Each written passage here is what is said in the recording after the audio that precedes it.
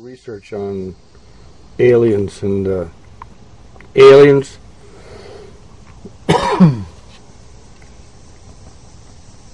they come from demons.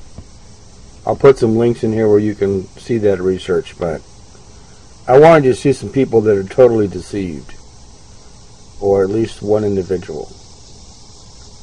But he's deceived with a reason. That's the scary part, because it's the deception goes to a media outlet that basically presents it to the entire nation, and in some cases the world.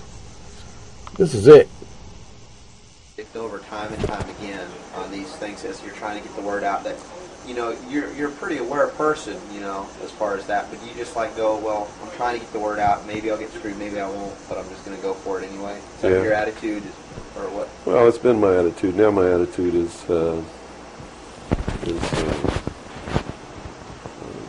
I just don't want that to happen anymore, you know. Mm-hmm. So I'm very reluctant to believe what anybody tells me anymore. Right. But have you developed an intuitive sense, perhaps, now? I mean, because you know how that can do. It can start shutting you down from certain experiences or certain places where you might need to be. That's true, and to a certain extent, I have an intuitive sense of where somebody's coming from, but it doesn't always work. Uh-huh. You know, that's what makes a con man a good con man, is that you get the perception that they're telling you the truth. Okay. And so someone who's really good at it, right, can snow you. Or me, anyway. I don't know about you. Hold on 1 second. Let me grab my...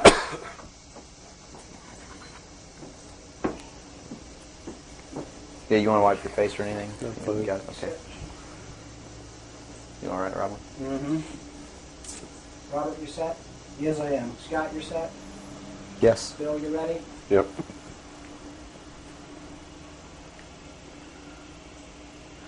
Bill, well, thanks for agreeing to the interview. First of all, a little bit about your background. You had extensive military service for many years prior to 1970, where a certain aspect of that military service kicked upstairs, so you were able to see certain things that you were not able to see beforehand. Would you tell us a little bit about that? It actually started much longer in my past than that. I was reared in a military family. My father's an Air Force colonel. He's retired now. He was a command pilot.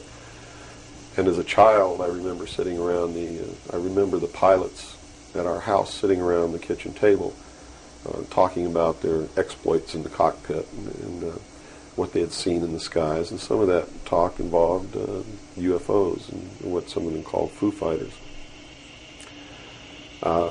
And I traveled all over the world, lived on military bases for most of my life. I was really an indoctrinated individual, you might say. I was as establishment as you could get, as gung-ho, pro-government, pro-America, pro-military.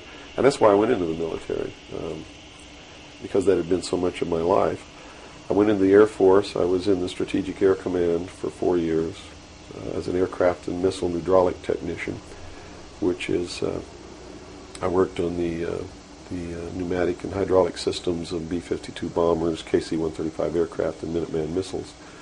I had a secret security clearance. That's where I saw my first atomic bomb. I mean, we worked around on these planes, especially the ones on the alert pad, were always loaded, ready to go drop these bombs at a moment's notice. But while I was in the Air Force, I met sergeants, men who were older than me, and had been in the Air Force for quite a while, told me that they had participated in projects that had recovered crashed extraterrestrial craft, what you call UFOs. And they never told these stories unless they'd had quite a bit to drink. So I never really believed it. I thought, well, these guys are running a scam on me, you know, even though I'd heard about these things when I was a kid. I just still didn't believe in them. It's just so far out in left field, it's not something that you really give any serious thought to until something personal happens, which came later. While I left the Air Force, I went into the Navy, which is really where I wanted to be in the first place. I'd always had this tremendous feeling and connection with the ocean. I was an excellent swimmer, but I had a problem as a child. I had chronic motion sickness. If I got in a car and we went on a long trip, I got deathly ill. And same with boats or anything. I couldn't ride on the things at the carnival that went around and round because it just made me tremendously ill. But I decided after I had gone through the Air Force experience that sick or not, I was going to go in the Navy because that's really what I had wanted to do. So I did. Volunteered for submarine duty and was assigned to the USS Tyru, SS-416, which was a diesel-electric boat, World War II type, that had been reconfigured.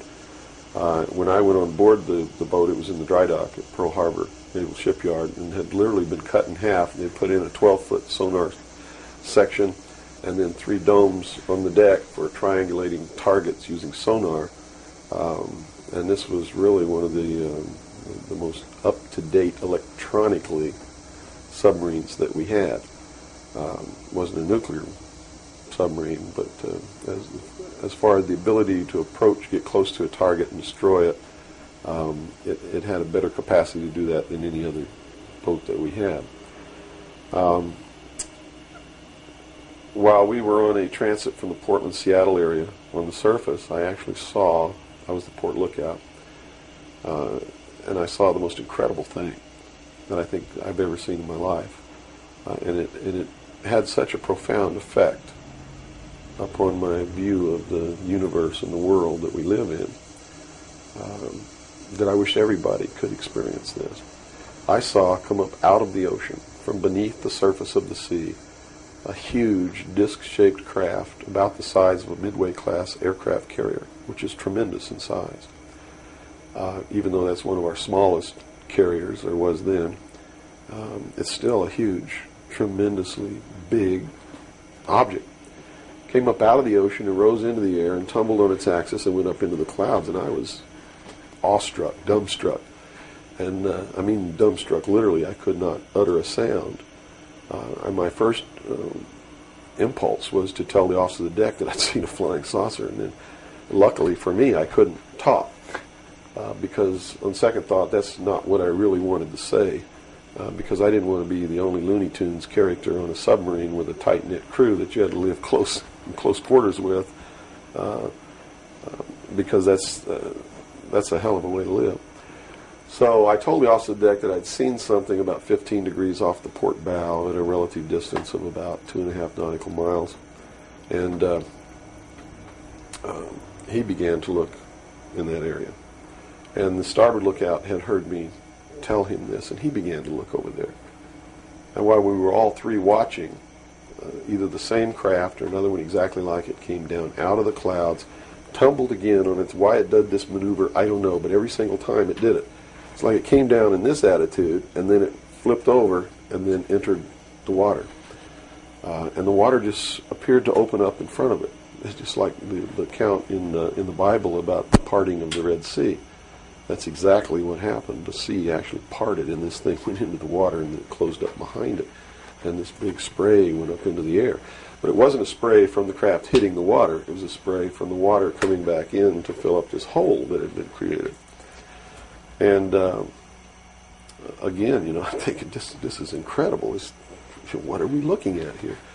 And it was metal. It was a machine, and it wasn't glowing or anything like that. It didn't have any lights on it that we could see. But it was obviously metal, and it was obviously a machine. And although I can't tell you that there was anyone inside of it, I believe that there was. And it did something that, as far as I knew, was absolutely impossible. I'd been in the Air Force. I'd worked on the state-of-the-art of our aviation capabilities. And here I was on the deck of a submarine in the conning tower. And I knew what we had to be able to have to go underwater. And I knew that the two were incompatible. Here's something that came from under the water and flew in the air and performed maneuvers and then came back down and interfaced with the water at tremendous speed and remained intact. which realistically it never touched the water. The water sort of magically opened up in front of it, but something had to interface with that water. Anything that we had that interfaced with the water in that manner would have been disintegrated. It's like hitting a brick wall. So I was looking at a technology that, as far as our laws of physics and what we knew at that time, didn't exist. This was in 1966. Ensign Ball was as shocked as I was. He called the captain to the bridge. He came up with the chief quartermaster, who brought a camera. And we all stood there and watched this occur over and over again for about 10 minutes. And I still, to this day, don't know if it was the same craft or a whole bunch of different craft going in and out of the water. But it seemed like that there was a hell of a lot of traffic on that freeway right there. And we were watching it as we went by. We never changed course. We never lowered or increased our speed. We made no attempt to communicate or signal. We made no attempt to get closer. And eventually, it just stopped. We were told not to discuss it with anyone, not even amongst ourselves, which was incredible. I never had been told anything like that in my life. You can't talk about something. And to be told that we couldn't even talk about it amongst ourselves was even more extraordinary, I thought. But we didn't. We didn't talk about it. When we got to Pearl Harbor, all the time the chief quartermaster was taking pictures of this. So I know photographs were made. What happened to those photographs, I have no idea. But when we reached Pearl Harbor, we were not allowed to go ashore to go on liberty, even though we didn't have the duty. And about 2 hours after we berthed at the submarine base, a commander from the Office of Naval Intelligence came on board and debriefed each one of us individually in the captain's stateroom. And the ultimate outcome of the debriefing was that we didn't see anything, we didn't hear anything, and we had to read rules and regulations that told us that if we ever talked about what it was that we didn't see, that we could be imprisoned, we could be fined $10,000, we could lose all pay and allowances due or ever to become due. And I learned at that moment that the United States Navy didn't want anybody to know about what we saw, and that severe consequences could come down around the neck of anybody who did. And that was when I understood fully that, yeah, there's a real cover-up. These things do exist, number one, and at least the United States Navy doesn't want anybody to know about it. And there's stiff penalties for anybody who bucks that. Mm-hmm. Moving forward a few years from, 1966, I believe, you gained a special security clearance that revealed to you certain documents, or were revealed to you, or that you saw, yes, relating to this very cover-up. To this and many other things. I was eventually trained by Naval Security and Intelligence, and I was given a secondary NEC, which is Naval Enlisted Code, which was 9545, which is Internal Security Specialist. And an internal security specialist is someone who protects classified information and protects areas, so to speak. And I had a specialty, which I was trained in, which was Pacific Area Intelligence Briefings. And I was eventually assigned to the Commander-in-Chief of the United States Pacific Fleet, who was Admiral Bernard Clary at that time, and served as a member of his intelligence briefing team. And basically all that means, we really had a wonderful job. You come in about 4 o'clock in the morning and you go through all the message traffic and everything. And what you do is what we did was we prepared an updated briefing on everything that was happening in his half of the world, which he commanded the naval forces and marine forces, as a matter of fact. And put all this together in a briefing where we would update him on ongoing operations, brief him about operations that were scheduled to begin, political situations, deployment of Soviet forces, naval forces, everything. And after the briefing was finished, between 8 and 10 o'clock in the morning, then we were done. We were finished. So It was what you call fat cat duty or gedunk duty in the Navy. It's got all different kinds of names. It's just really a wonderful job. Now, to be able to function in this job, I had to have a security clearance, which gave me access to the information that I had to need to know to help prepare these briefings. And when I first was assigned to the command, I was attached to the OPSTAT office under Lieutenant Commander Mercado, which was operational status reporting. And while I waited for my security clearance, and it took 6 months to get it, what I eventually ended up with was a top secret Q clearance with an SCI attachment, which means sensitive compartmentalized information, and there were no blocks. In other words, there was nothing confining me to only certain compartmentalized information. I had access to whatever the Admiral and his staff had access to because we had to prepare briefings and brief these people on all of these things. And I'm sure that at first I was tested and wasn't shown a whole lot, but eventually when they began to have confidence in me, I began to see things coming across my desk that were just absolutely incredible. And a lot of it is really hard to talk about because it's so far outside the normal concept of reality for the average American that they're going to find a hard time believing any of it. Mm-hmm. But I saw documents that were labeled under the classification top secret, and the compartmentalized, the compartment that was put into was called MAGIC, M-A-J-I-C, mm-hmm. Which told me that UFOs are real, which I already knew. I'd seen one. Right. But this went farther than that. It told me that they were extraterrestrial in origin, that there were 4 different extraterrestrial species or races visiting this Earth, and that they had actually entered into an agreement with the United States government with one of these species of alien beings to exchange technology, and it told me all the projects that was underneath this. Project Red Light was actually the testing of extraterrestrial craft. Project Plato was a diplomatic project. Pounce was the recovery of technology. Pluto was the application of that technology to our own secret space program, not the public space program. There are 2 different space programs.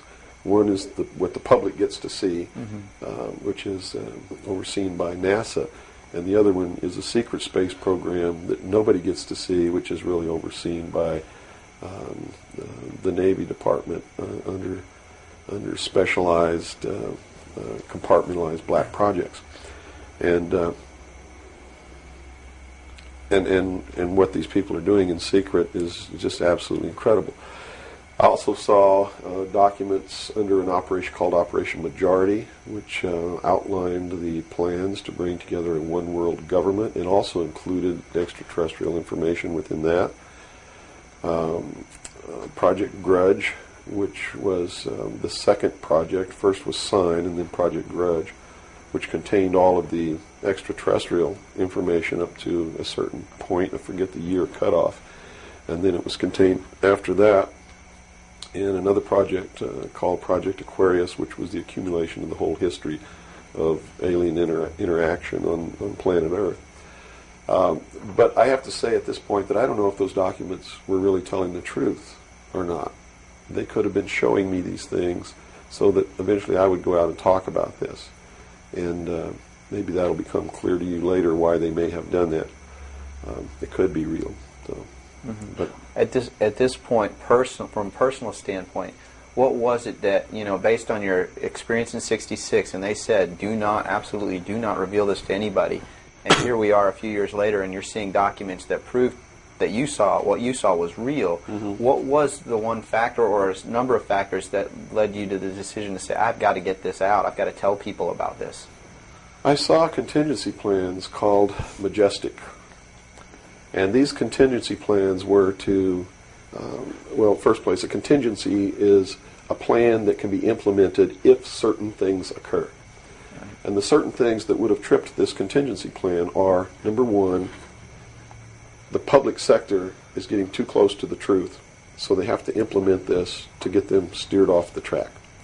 Or number two, we don't want to tell the public the truth about the alien presence, but there's so much alien activity occurring that the public is on the verge of finding out anyway. Let's tell them this story so that it doesn't cause consequences that we don't want. And that plan was called Majestic. I was in a bookstore one time. I'd never seen UFO magazine. Didn't even know it existed. In fact, I didn't even know that there was a UFO culture in the world of people who study UFOs or worship UFOs or have little UFO meetings. I had no idea that that was occurring. I was in a bookstore one time and I was looking at the magazine rack. I'm an avid reader and I'm always in bookstores. And this one day I saw a magazine just popped right out at me, at UFO.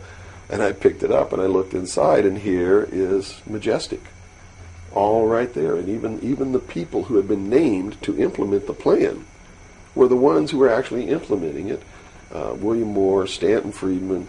I'd never heard of Jamie Chandray, but he was named, and they had brought out a supposed genuine document called the Eisenhower Briefing Document, which in reality is a fraudulent document. It's a fake, and it was created to implement the plan Majestic, to either indoctrinate the public on what the government wants the public to perceive as happening, or to steer researchers away from the truth, or both. So this wasn't revealing the plan of Majestic, but it was actually implementing the plan. Implementing the plan against the public. It was a psychological operation against the public. So this is what you saw. So immediately my head began to spin around, and I began to think, God, I've got to tell people that they're being manipulated. This is a lie. And it really, if the public were using their own intellect, they would know that it was a lie. The executive order quoted for this document was 92,000 something. I believe it was 92447, which is 92,447. And it was supposedly written by Truman. But Truman never wrote an executive order higher than 9,000. I mean, even today, there's no executive order with the number 92,000 on it. They've been consecutive since the beginning. So it was clearly fraudulent. So it's clearly fraudulent, but the public doesn't catch on to this. And here you got Stanton Friedman, one of the guys who implemented the contingency plan, Majestic, running around the country telling everybody it's not an executive order, it's a date, September 24th, 1947, which it very well could be a date. But it's listed in that document as being an executive order of the President of the United States, Harry Truman. And because of that, it's fake. And many other things. But specifically, that is the most glaring proof of fraudulent intent in the document. There are many other things in the document that also prove it's a forgery. But here they are. They're running this contingency plan, and here I am. I know all about it, and here's the public out there biting on it. They even ran that thing in the New York Times, like a 2 or 3 page spread showing all the documents. So it had tremendous credibility lent to it by that action.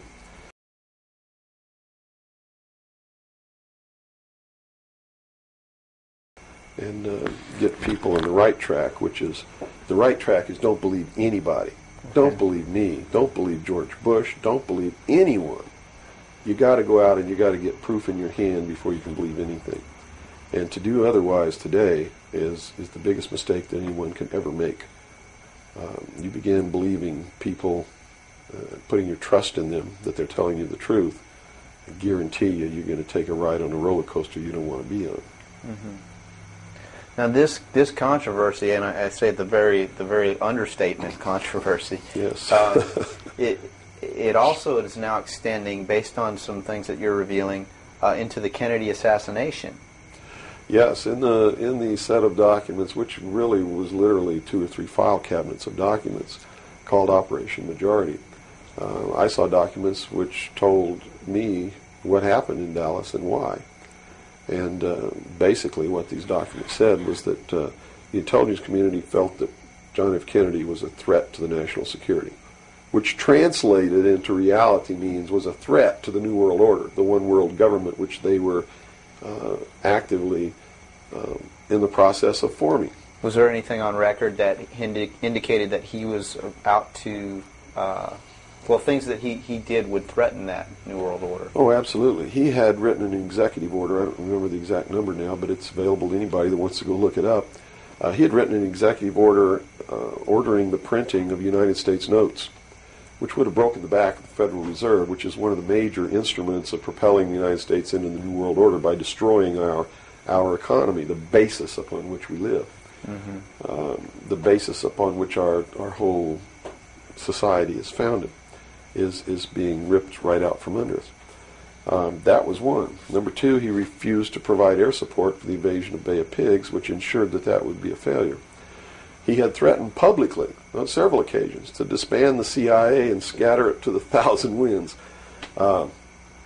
He had ordered, in the documents that I saw, he had ordered the intelligence community prepare a plan to disclose the truth about UFOs to the public. Now, I don't know what that truth was. Could be that maybe there are no extraterrestrials.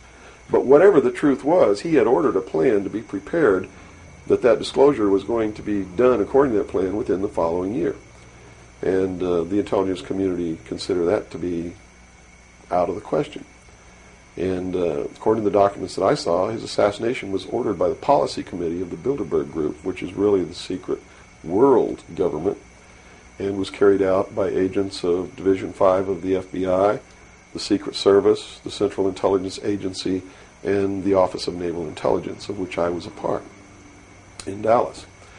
And it said that the assassin, the man who actually administered the head wound, was the driver of the car, William Greer, a Secret Service agent, who used an assassination pistol built by the CIA for assassinations that was really an air gun that fired an exploding pellet or could fire a small hypodermic needle or a poison dart using any one of many different deadly poisons.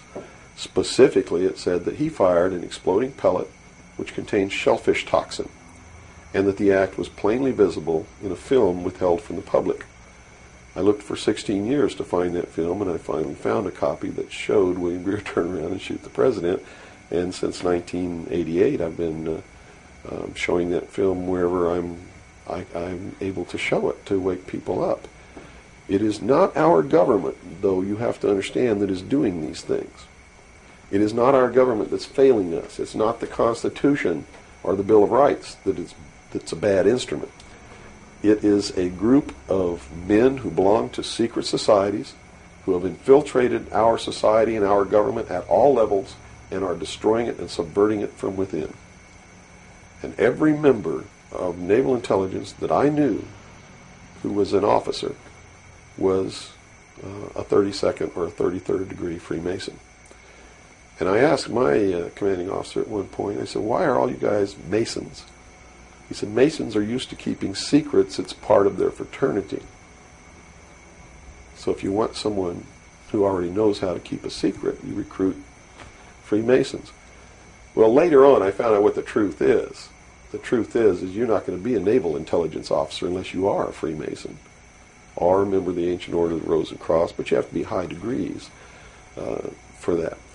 I think the reason I was selected as an enlisted man is because I had belonged to the Demolay Society. Which is what? As a teenager. That's sort of the first level of Freemasonry. That's how they recruit teenagers and indoctrinate them into their principles so that they go right into Freemasonry when they become an adult.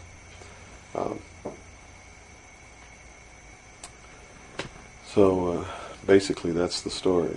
Yeah. Okay. Well, based on the information that you're revealing, which would seem to be equally or if not more of a threat than what Kennedy was originally planning on doing, is actually revealing the underlying cause of all of this.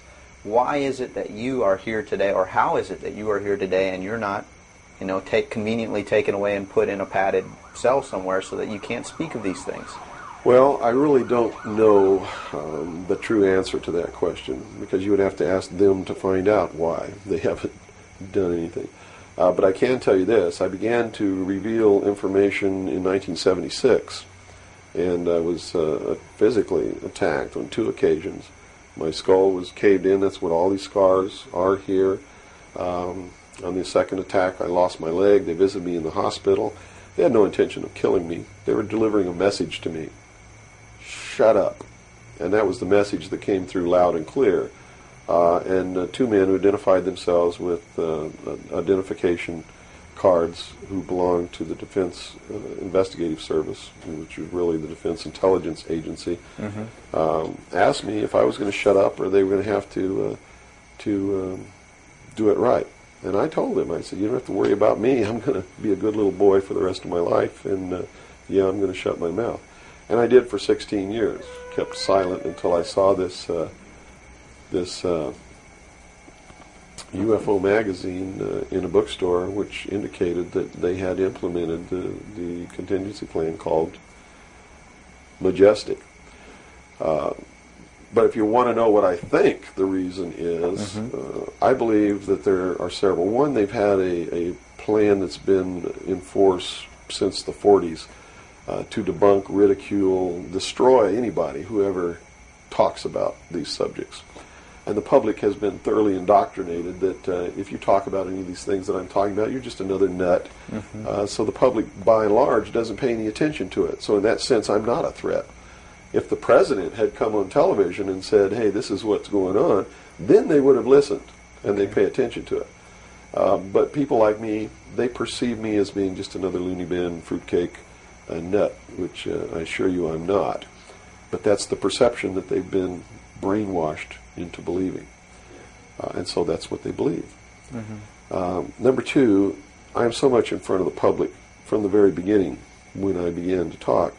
And that's how I protected myself, or at least that's what I thought would protect me, and so far it's proven to be right, was that if I got literally in front of the public overnight, in front of a large public, that they wouldn't do anything to me because it would substantiate what it was that I'm saying. And they certainly don't want to do that. It would also create a martyr. And martyrs create tremendously dangerous political movements that they don't want that either.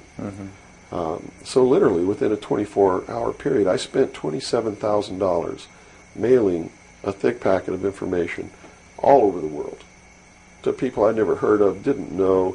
We went down and got some mailing lists and just mailed this stuff all over the world. And so literally, when people opened these packages in their mailbox, and it was a perfect plan because they couldn't stop it. They didn't even know I was going to do it in the first place. And since we sent it all over the world, once it was out, there's no way they could retrieve it. At least no way that I can conceive of. So literally within 24 hours, I was a public presence. And people were asking all over the world, who's Bill Cooper? Is this true? Look what I got in the mail. And just literally flipped the world over on its ear. And I've been in front of the public ever since. So I think basically those are the reasons. They don't believe that the public's really going to listen to me, and so far that's been true. There is a small group of people all over the world who are awakening, who are beginning to understand that they've been living their life in fantasy land, and who are actively seeking the truth. But by and large, when the secret power structure says, as I've put in the first chapter of my book, right out of one of their own technical manuals, that a nation or world of people who do not use their intelligence are no better than animals who do not have intelligence, and thus are stakes on the table by choice and consent. They're absolutely right about the majority of people. It's one of the things that has been an illumination to me, is that they're not always wrong. And many of their goals are the right goals, but the method that they're using to reach that goal is the wrong method. In other words, if you set out to create a perfect world where there will never be any more killing, but to reach that point, you kill 2 billion people, you have become what you're trying to avoid. Right. And it can't happen that way. If you want to create a world of peace, it has to be done by peaceful methods. Means. Yeah, if you murder someone to destroy a murderer, you have become what it was you set out to destroy, and thus it wasn't destroyed at all. It was perpetuated by that very action. And that's what these men are doing. They rationalize everything they do so that they feel better about it. Mm-hmm. But what they are doing is becoming what it is that they want to get rid of. And the world will never be a safe place for anyone as long as there are men who do these things. Very eloquently said. Thank you. Now, you. your message to people, once again, is don't believe anything.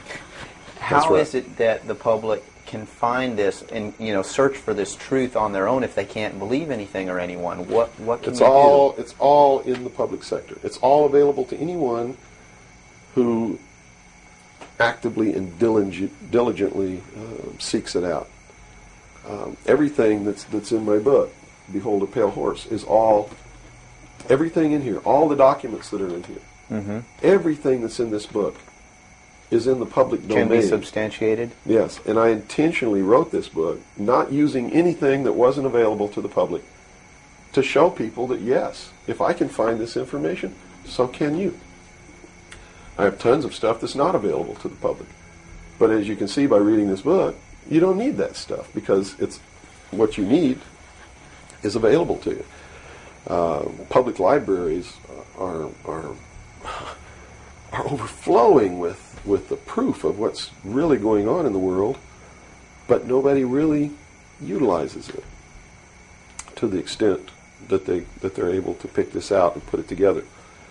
Another thing I've done for people is I've put it together for them so that they can see the overall picture rather than looking at small things and thinking that it's isolated. Nothing is isolated. It's all part of a big puzzle. Mm-hmm. And the puzzle is coming together. And when the puzzle is assembled, it's going to be a one-world totalitarian socialist government that nobody's going to like except the people that are running it. It's Hitler all over again. And the rationalization is we're going to create the world without war, The utopia. the utopia. But they will never create that utopia because they're not dealing with the problem that makes them want to create it, and that is the inherent flaw in each individual human being that makes us do the things that we do. Until that's overcome, there's never going to be a world without war or without rape or without killing or without robbery, and anybody that thinks that there is has already gone off the deep end. So the method is, here, I'm going to hold a gun to your head so you won't rape, you won't kill. That's right. Yes, okay, I understand. The title of your book, Behold a Pale Horse, what significance does that have? What are you saying with this title? This title is from the book of Revelations, because I have to tell you this, and you may think I'm nuts if you want to, but this is the truth. Either these men are following the book of Revelation, the book of Revelation as it is in the Bible. Mm-hmm. They're either following it, just like a plan, and bringing the prophecies in there to pass to manipulate and control those who believe in those prophecies and neutralize them, so to speak. In other words, if this is written in the Bible and God has ordained it, who am I to resist? It must come to pass, so I'm not going to try to stop it. Okay. What a perfect way to neutralize the opposition right off the bat. Or there really is a God, and what he said was going to come to pass is coming to pass. And I named this, Behold a Pale Horse, from chapter 13 of the book of Revelations. The fourth horseman of the apocalypse is the pale horse. And I looked, and behold a pale horse, and his name that sat upon him was Death. And hell followed with him, and power was given unto them over the fourth part of the earth, to kill with sword, and with hunger, and with the beasts of the earth. And that is taking place now today. The fourth horseman is riding across the world now. That's what AIDS is all about. That's what all these little brush fire wars all over the world are all about. That's what's happening. That's why cancer cures are suppressed, is because they fully intend to kill a minimum of 2 billion people by the year 2000. AIDS is an invention of man. It is not a natural disease, and it has been implemented and placed into the population as a population control. And when they did it, they had the cure before they did it. Mm-hmm. And when they've deemed that enough people have died or been killed, they will say, we have a cure for AIDS. And everybody will be called to report to some place to get an inoculation, which is going to do two things.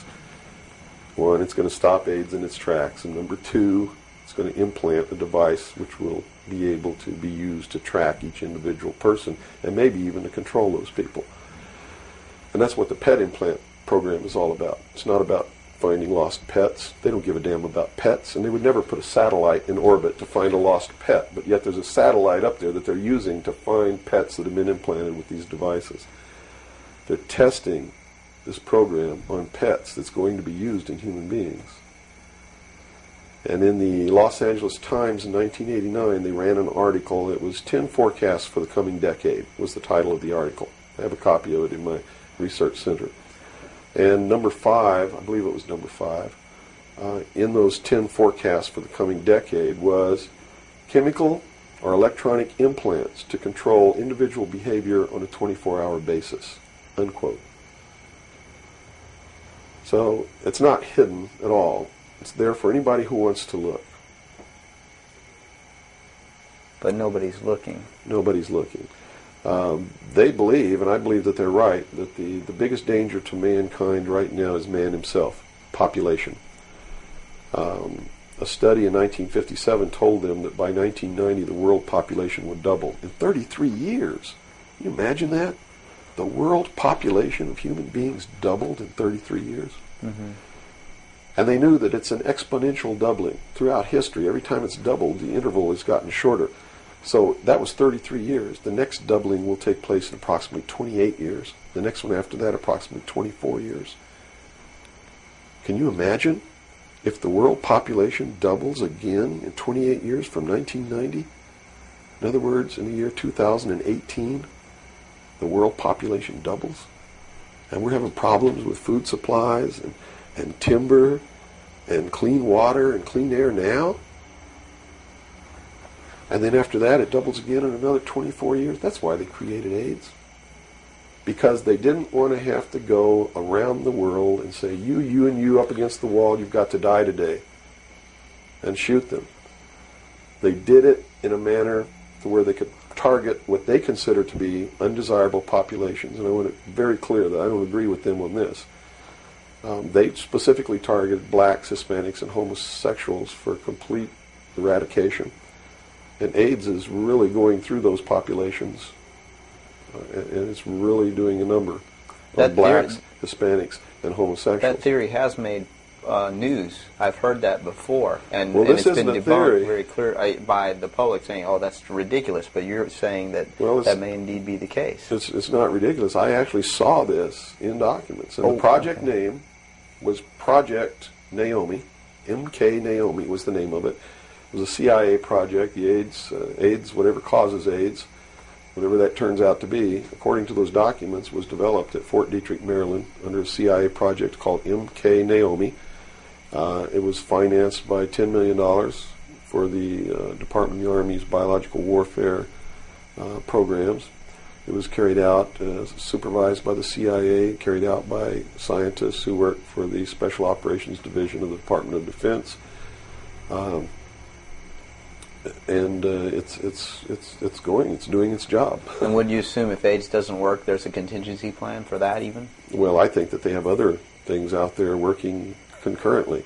One thing I've learned about these men is they don't just do one thing. In case the public discovers what they're doing, or discovers that somebody's doing, whether they know who's really doing it or not, and stops it, what they have running is several concurrently running plans, so that if one or two fail, the other ones are going to take care of the problem. It sounds pretty hopeless. I mean, based on that scenario, is there anything, any uprising or what? Yeah, there is, but it requires that people wake up. It requires that they really learn the truth instead of live their life in fantasy land. You see, because nothing can exist without the consent of the people. Unless they buy it, it's not going to happen.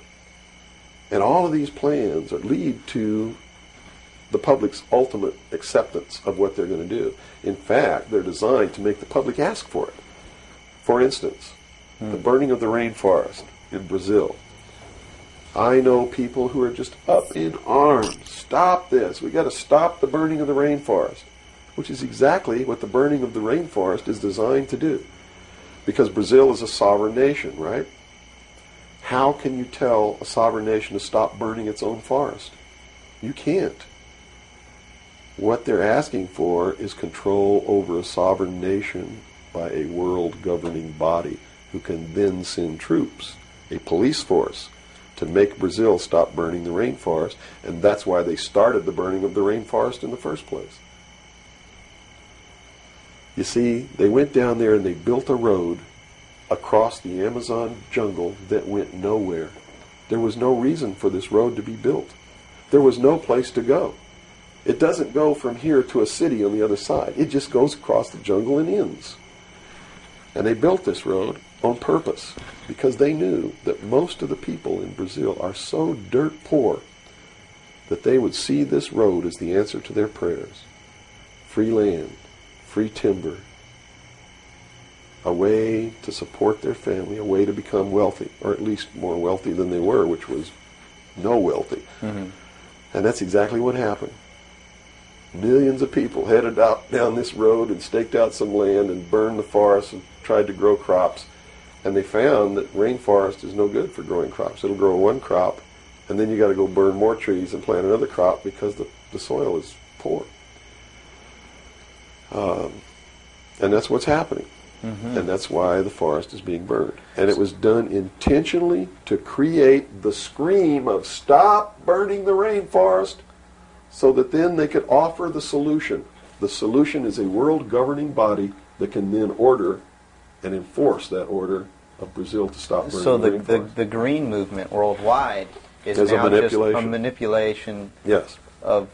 Now it's been proposed time and again too that big business is behind things like this, and that would represent a capitalist approach. But what you're saying is we're heading toward a socialist approach based on this scenario. You have to understand the difference between capitalism, socialism, communism, what all of these things really mean.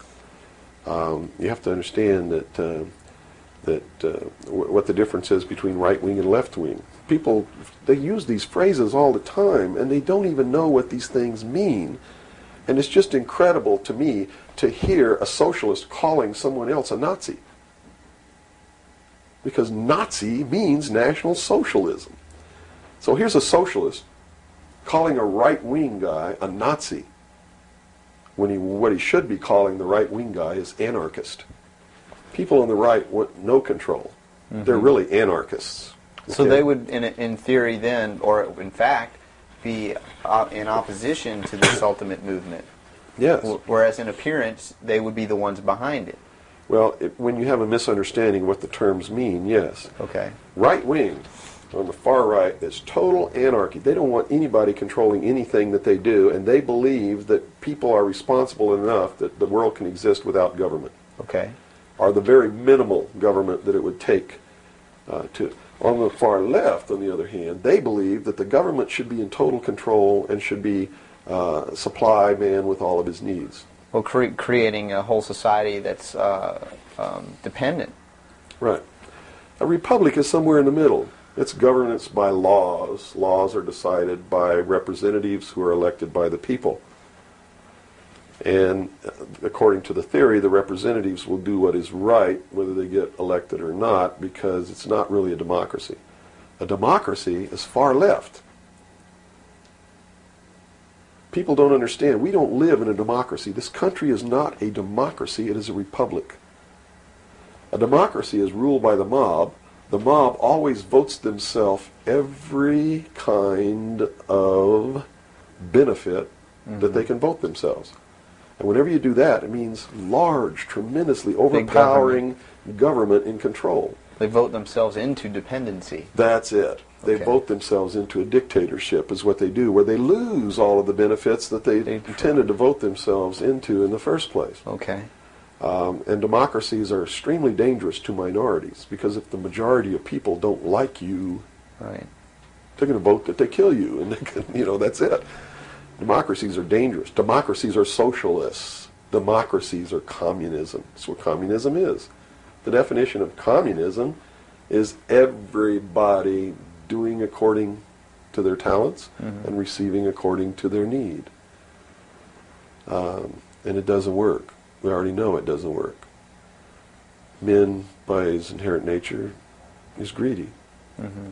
So those at the top always end up having everything, and those at the bottom end up having nothing in communism. Socialism is different. Socialism usually ends up in a dictatorship, in a very controlling dictatorial government which even owns the people that it governs, so that those who live in fear of not having are provided for what they need, and in turn they worship this oppressive government. Socialists are children who went out into the world, took a look around and said, I can't handle it, and went home to Daddy. Okay. Daddy, protect me. Daddy, feed me. Daddy, loan me your car. Daddy, tuck me in at night. Socialists are scared little children who are irresponsible, can't stand on their own 2 feet, and need Daddy to take care of them. Okay. Okay? Now we got the... But what happens when you go home to Daddy and Daddy does all these things for you? Tell me. Well, you never leave the home. You've not got no reason to. In other words, if you're being provided for in that way. You're being provided for, but what does it mean? Doesn't it mean that you have to do what Daddy tells you to do? True. Doesn't You're mean you under have to his be in rules. when Daddy tells you to be in. Doesn't it mean that you can't drive the car to the next town if Daddy tells you you can't. Doesn't it mean that if Daddy tells you to take out the trash, you better take out the trash? Are you beginning to understand the concept? When you ask for favors from Daddy, you have to give up freedom in return. Right. Okay. So socialism always leads to repression of liberty, freedom, equality. All of those things fly out the window so that you can have free health care, Mm-hmm. so that you can have a place to live but you don't have to pay the rent, so that you can have food given to you by the state. And that's where we're headed. Right in this country right now, we're almost totally socialist, and now people are screaming for a national health care policy, Right. health care insurance. Now, the other aspect, once again, I'd like to go into is the anarchy or the right wing, which we just into that similar. Anarchists believe that they can be responsible, that they won't hurt other people, Okay. that your freedom never ends until it begins to infringe upon someone else's freedom, and that no one should have any control over that there should be no speed limits on the highways. Mm-hmm. The problem is that, again, just like on the socialist side, you have people over here that are human, and human condition means that ultimately somebody's not going to be responsible, that they're going to drive too fast when they've had too much to drink, and they're going to kill innocent people. The answer is a balance. You know, the law of the universe says this. It's a law of physics, really, and everybody can understand it. For every action, there is an equal but opposite reaction.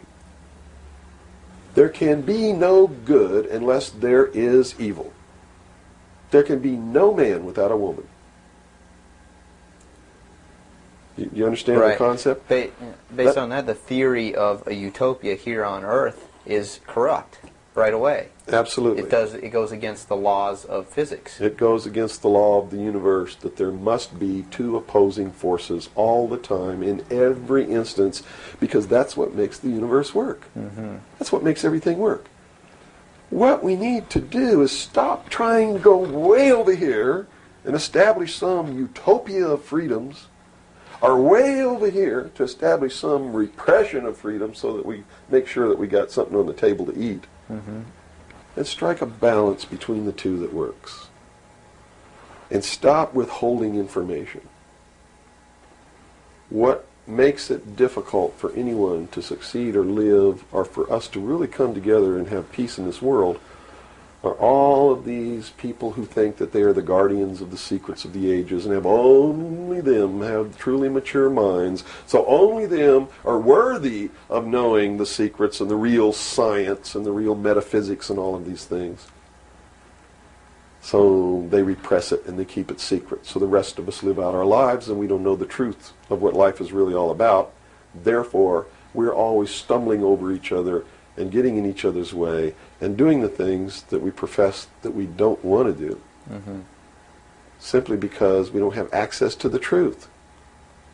If we had access to the truth. Now, I got to tell you this. Back when these men first began establishing these societies, these mystery schools, and suppressing information, the common man was uneducated, did not have an intellect capable of understanding these secrets. They were really beasts of burden for the most part, and they lived their whole life in toil. Right. But things are not that way now. Most people have a good education. They have a good mind. They're capable of understanding if they're taught, and if they're taught correctly. And I think it's time to teach people what the truth is and quit hiding it, so that we can come together as one humanity and make a balance and live together in a balance. You know, evil's never going to disappear, neither is good. But we can maintain a balance and life can be good. Instead of swinging back in this tremendous battle between these two opposing, radical, extreme ends of the scale. That's got to stop. I've never understood why somebody would join together in this band of people and call himself a Democrat and not vote for anybody else if they're not a Democrat. That concept is beyond my understanding. And Republicans and Libertarians and Populists and Communists and Socialists and this and that, and blacks and whites and Indians, and there are so many sects and groups and segments, and we're so fragmented that getting together is going to really be difficult. But we've got to do it. Because if we don't wake up and do it ourselves, these men who meet in secret and plot the manipulations are going to do it whether we want it or not, and they're going to do it at the point of a gun. And they're going to take away everybody's freedom because they don't consider us responsible, Capable of having that freedom. are capable, or even of using our intellect. So they'll put us in shackles and control us and force us to be peaceful. That's what the plan is, and that's what the New World Order is all about. Well, we've run from UFOs right to this, and at first a person might watch this and say, "Wow, this is really strange." But where we've come down to, based on that beginning, is quite in the realm of common sense. Well, it's not strange at all. It's what they've been trained all their life, that if they hear these buzzwords, they're listening to some loony idiot talk, and it has no substance to it. Once they get into it, though, and begin to understand that everything is interconnected, it's leading us toward one end, a one-world totalitarian socialist government, and begin to see it coming to pass all around them in their life, and understand that nothing happens by accident. It's been planned for many years. Then they begin to understand that UFOs play a big role in this. Because if they're real, it's the most significant thing that's ever happened in the history of man, and may be the driving force behind locking up the human race. Because how could a UFO land in a place like Macon, Georgia, and somebody who doesn't look like us get out, walk down the street? And I'm not trying to insult the citizens of the state of Georgia. What if they landed in Newark, New Jersey, and got out and walked down the street in a society that kills people because they sit in the wrong seat on a bus? I'd assume now that they'll know about us. Of course they will. They probably already know about you if you've been exposing the truth on your show. Would you assume that our phone lines would be bugged at this point? I don't know. I doubt it. They don't really consider you to be a threat unless you develop a large political following. Oh, okay.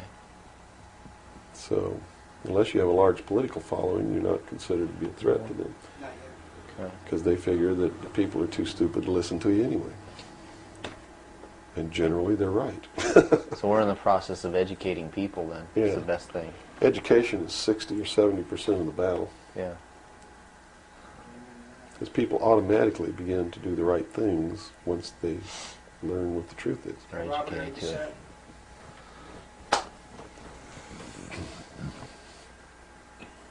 set? Yeah. Hold on. Okay, I got it. Ready? Ready. Okay, go ahead.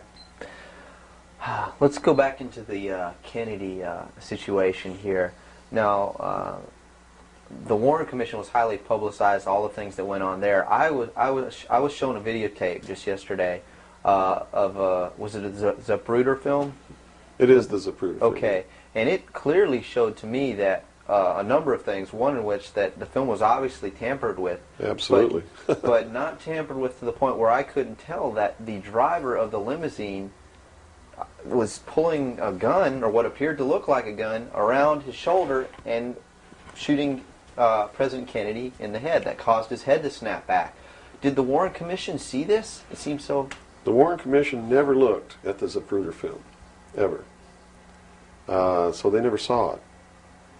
Now, I don't know who testified during the Warren Commission about the Zapruder film, if anybody did. But I do know that later at the investigations of the House Select Committee on Assassinations, that a man was specifically hired as an expert witness to view the Zapruder film and tell the committee what it showed. And that man's name is Robert Groden. He wrote High Treason, which is a bestseller out now on the Kennedy assassination. And he was one of the many so-called technical experts for the making of Oliver Stone's film called JFK. He's also a fake, a fraud, a traitor, a liar. He was hired by the House Select Committee on Assassinations based upon his resume, which says, very simply, that he is the world's foremost #1 photo analyst, which is a lie. He never went to school in photography. He never was a photographer. He never was a photo analyst.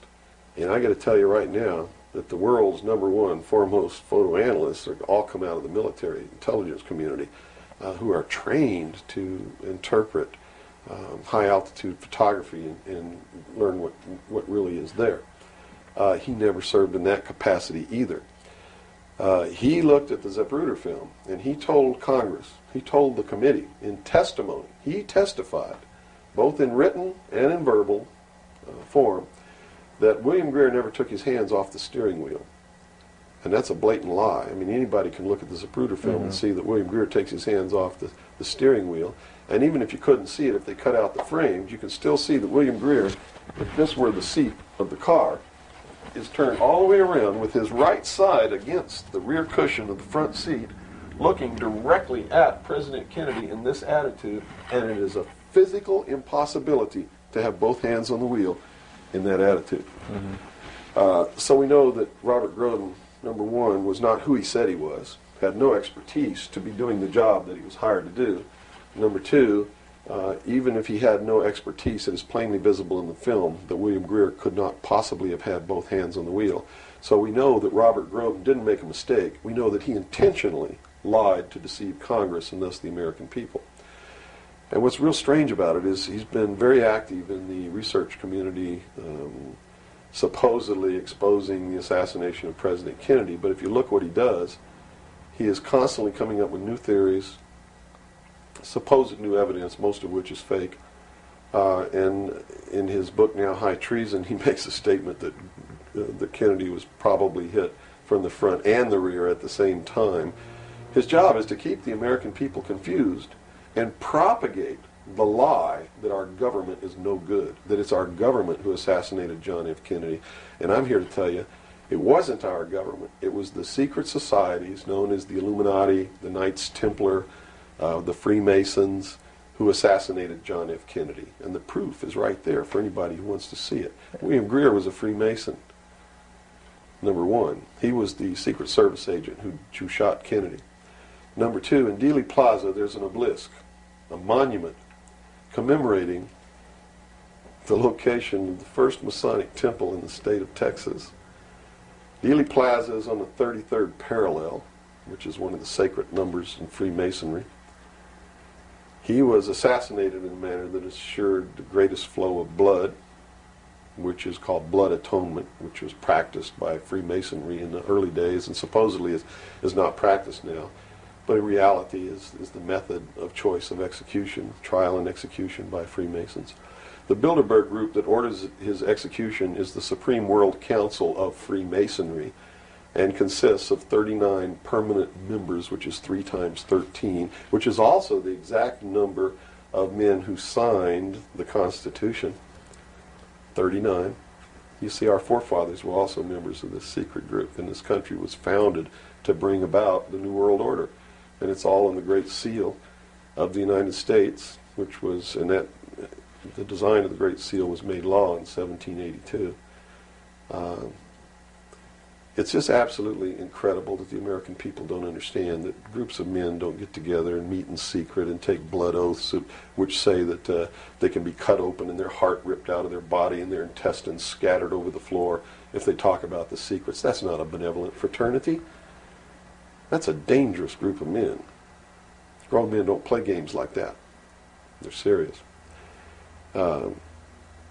It's the secret societies who are bringing about the New World Order. They're the ones who killed John F. Kennedy. There's nothing wrong with our Constitution or our Bill of Rights.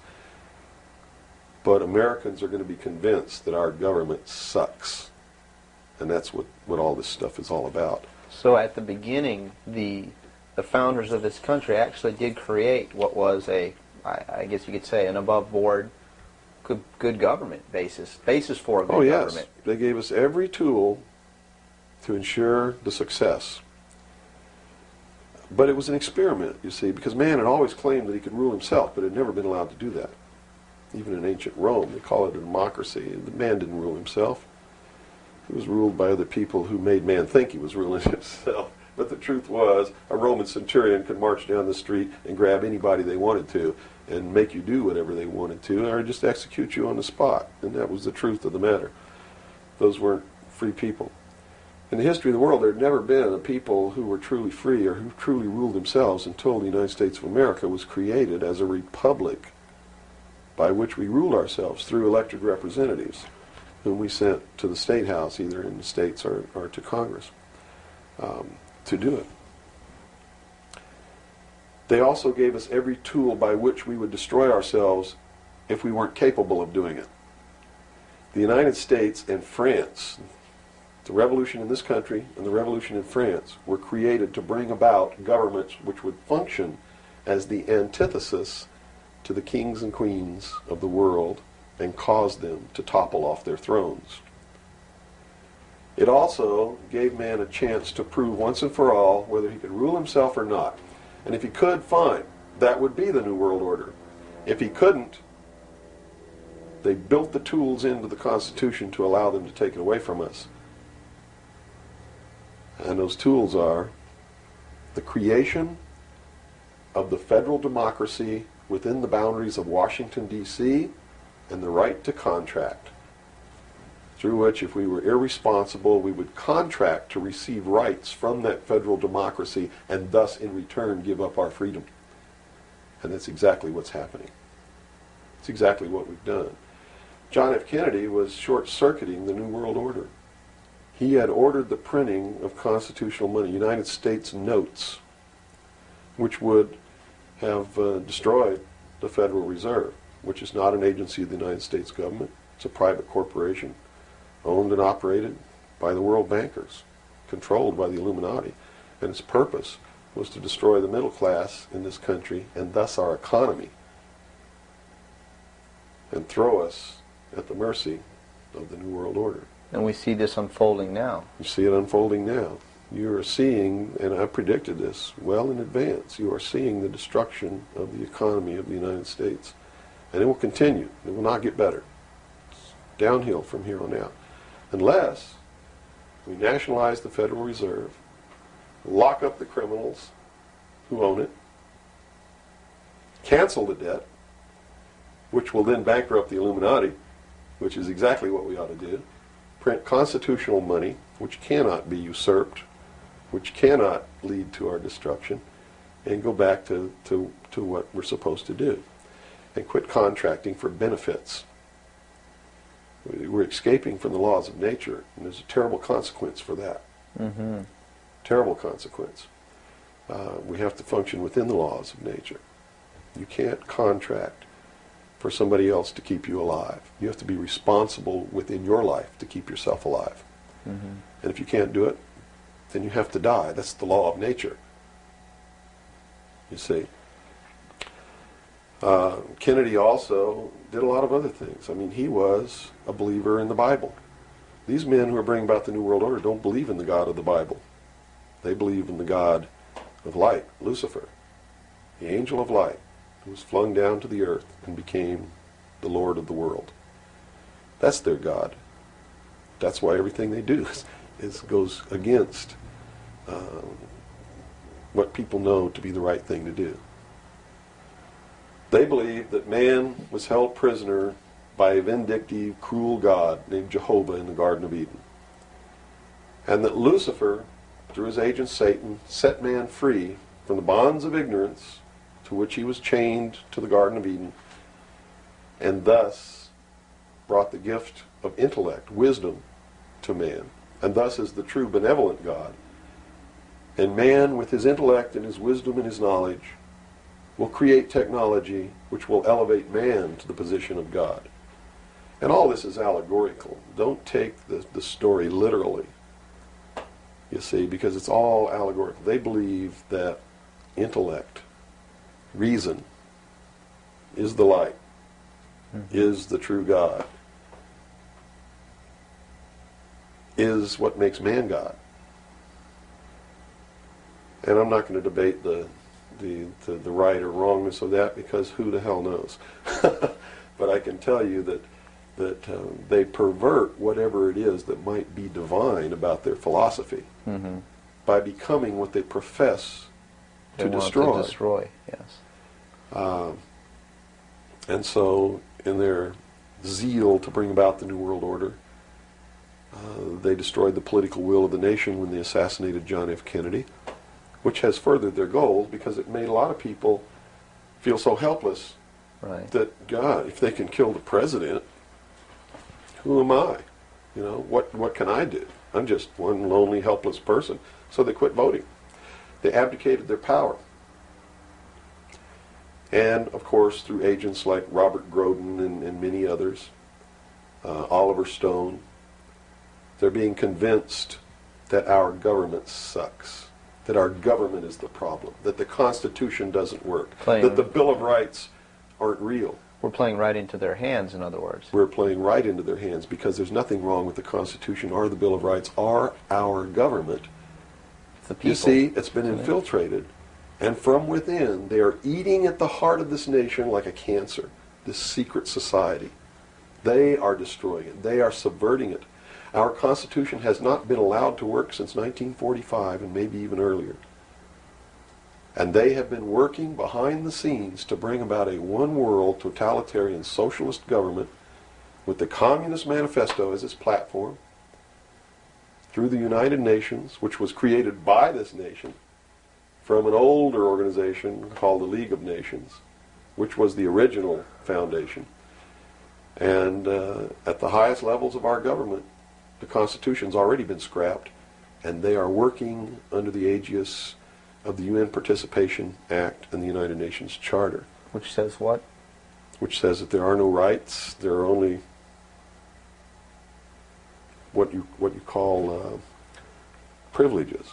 And privileges can be granted or taken away at will by the state. Quite a frightening scenario. It's a very frightening scenario, and people better wake up to the fact that unless they wake up and do something about it now, there's only going to be one alternative. And that's either take up arms, restore the Constitution, and the blood will run in the streets of America, or reach down and put the shackles around your own feet and march off into slavery peacefully.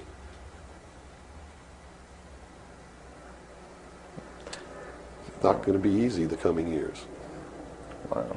Now, historically, this may or may not relate, but at least modern world, contemporary world history does not include the stories of Atlantis and Lemuria that go predate.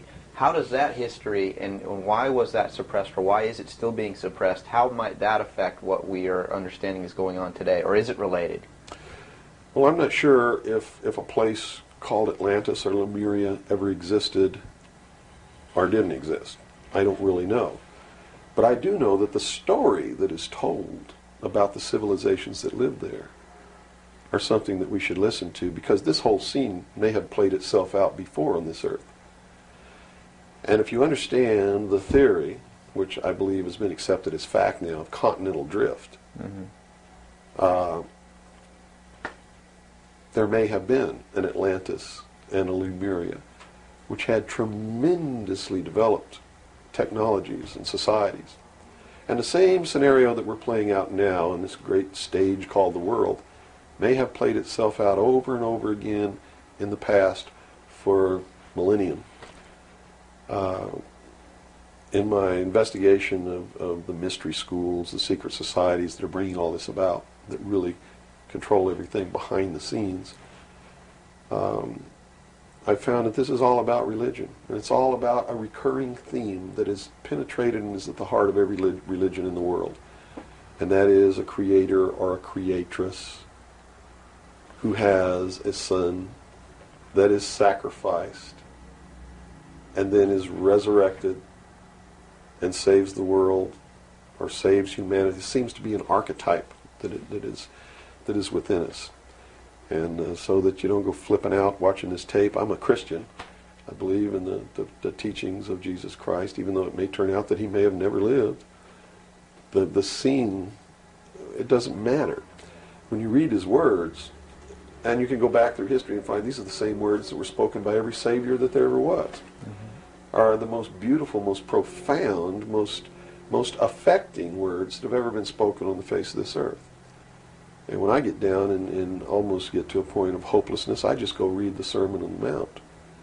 And I come back up again.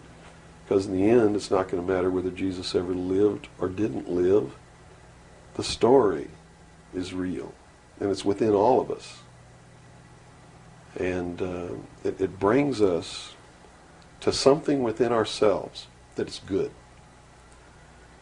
But these men don't look at that.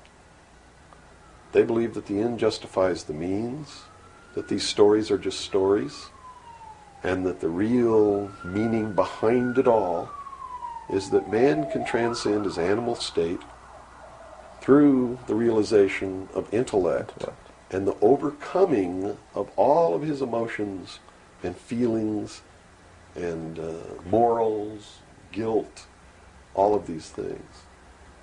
And I just can't go along with that because I believe it's our emotions that tell us when we're doing wrong. We feel it within ourselves. And a person without that capacity to feel when they're doing wrong becomes a sociopath, which is someone without a conscience who really believes that the end justifies the means and therefore has no pangs of conscience nor no reluctance to murder someone who gets in their way. Mm-hmm. And it's extremely dangerous. Now, do these people recognize the continuity of life? In other words, you have told me earlier that they're after physical immortality. They believe that through their technology, man will become God. With the power of reason, through technology, man will himself become God. They will engineer, just like Hitler wanted to do, the super race who will live forever. And the concept is the same, and the men behind it are the same as Hitler was. When they killed John F. Kennedy, it shows you what kind of men they are. Because they would not stop to kill anyone who gets in their way. And they've never stopped at it.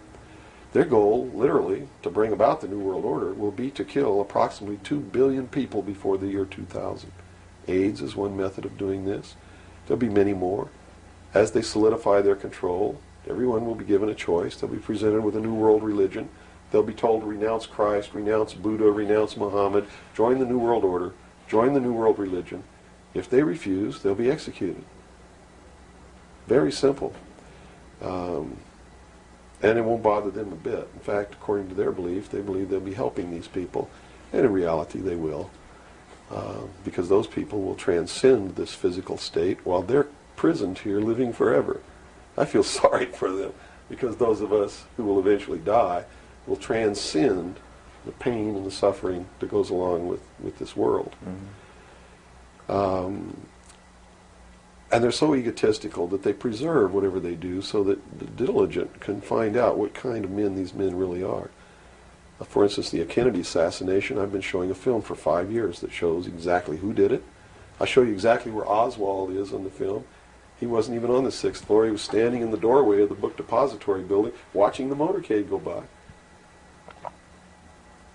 And it's just it's incredible.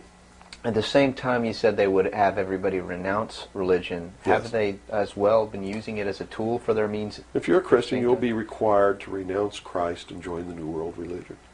Now remember I told you before, that no matter what your religion is or what you think, they are following the scenario in the book of Revelations to a T, right down to the last little bit. If you want to know what's going to happen in the future, if we don't wake up, and through the power of those, see, not one drop of blood ever has to be spilled, and no one has to ever put any chains on their legs or their arms, ever. If people just wake up and exercise what was given to us in our Constitution, the power of the vote, while we still have that power. So you say there is still a possibility for like one individual watching this tape to actually make a difference. You better believe it. How Yes. would that be so? Well, number one, learn what the truth really is. Get away from the fantasy that you've been living. Educate other people, those you know, your family. Once that begins to happen, it spreads.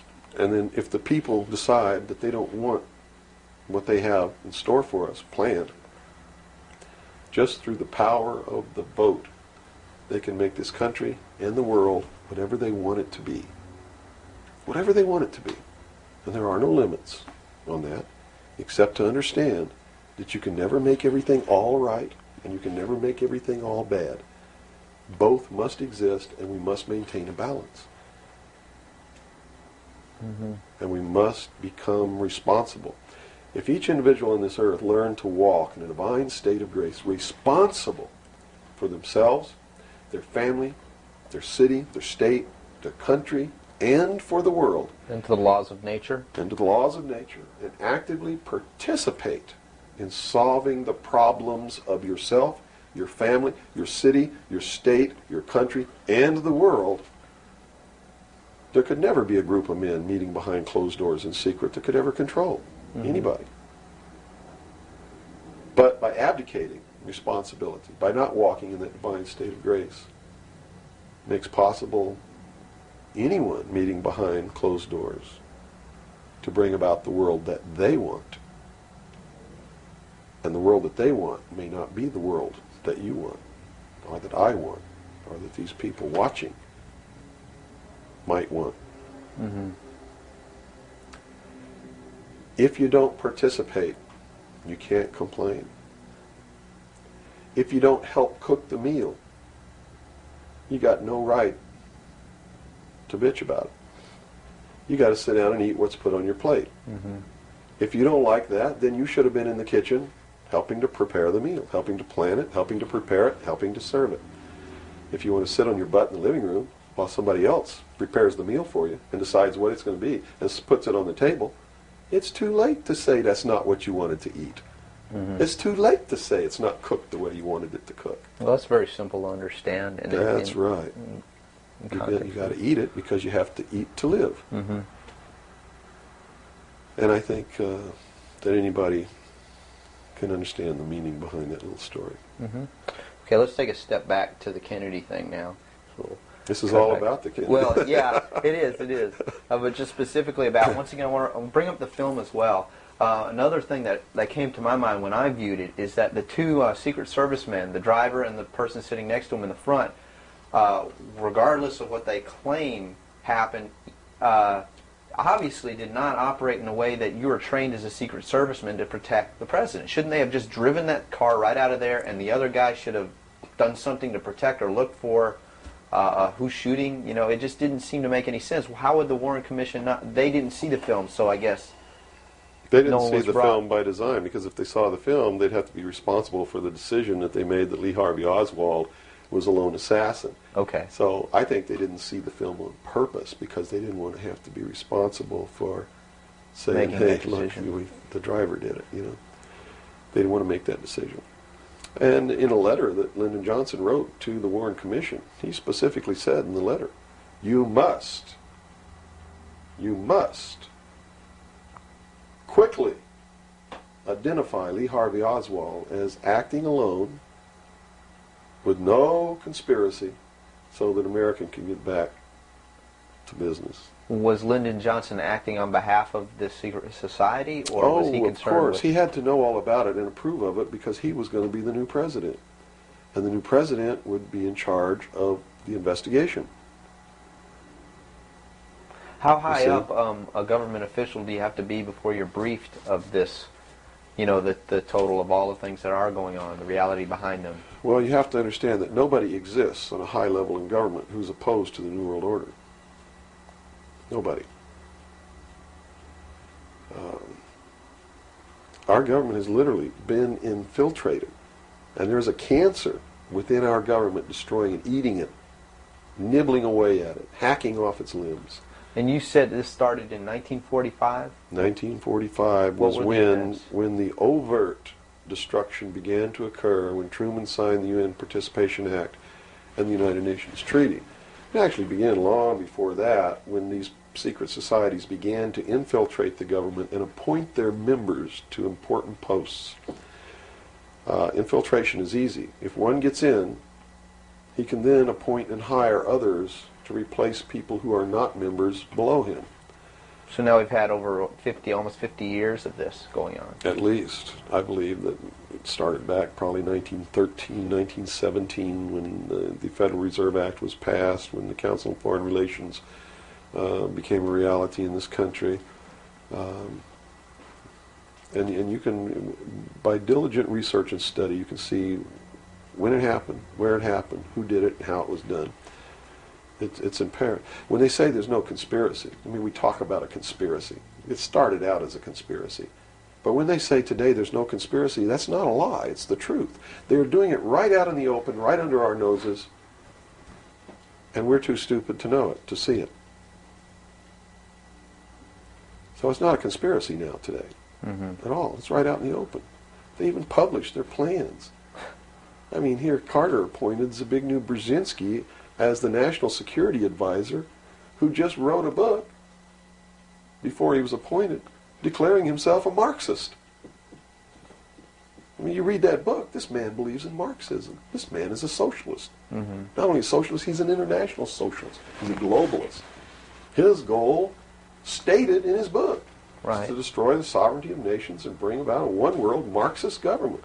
Now, the Carter administration was one extreme, and then we came into the Reagan administration, yet nothing changed. Nothing changed. What you're saying is that no matter what the political leanings, they seem to be playing the same game. As long as you're playing their game, it doesn't matter who you vote for, who you put in office. They all belong to the other side. They're in the pockets of the Illuminati. When you quit electing professional politicians, when you quit electing the guy who looks nice on television because he speaks good and he looks like the guy you wanted to marry or something like that, you're playing right into their hands. You know, they've made it so impossible for another Abraham Lincoln to get elected to the office of president that it's a wonder that we even have a chance at all.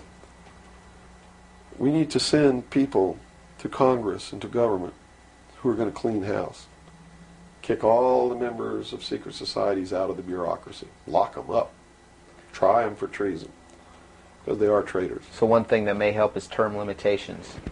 We must have term limitations, and it must be only one term. And forget all this nonsense that anybody goes to Washington and don't know what's happening. They don't know what's happening simply because they haven't taken the time as citizens to understand how our government works before they ever go to Washington. You see, it should be a process that starts in infancy. It works its way up. And everybody should be taking part in the government. Now, if someone came in to office with this kind of knowledge and with this kind of intent to really push these people out, would they not be eliminated immediately? Not if they had the people behind them, because what the people would do in one fell swoop, in one election, would elect people who've never served in government before, kick the incumbents out, send citizens to Washington. And here's the way it has to be done. You know, right now, you don't even pay your congressman. You know who pays your congressman? The federal democracy of the District of Columbia. The federal government pays your congressman, who's supposed to be representing your state and you. The federal government is a foreign country to your state. Why should he represent you? Not only that, but he moves to Washington, D.C. He maintains a residence here, but he doesn't live here. And as long as you reelect him, he continues to live in Washington, D.C. forever if you keep reelecting him. So they lose all touch with what's back here. They're paid by a foreign government, the federal government.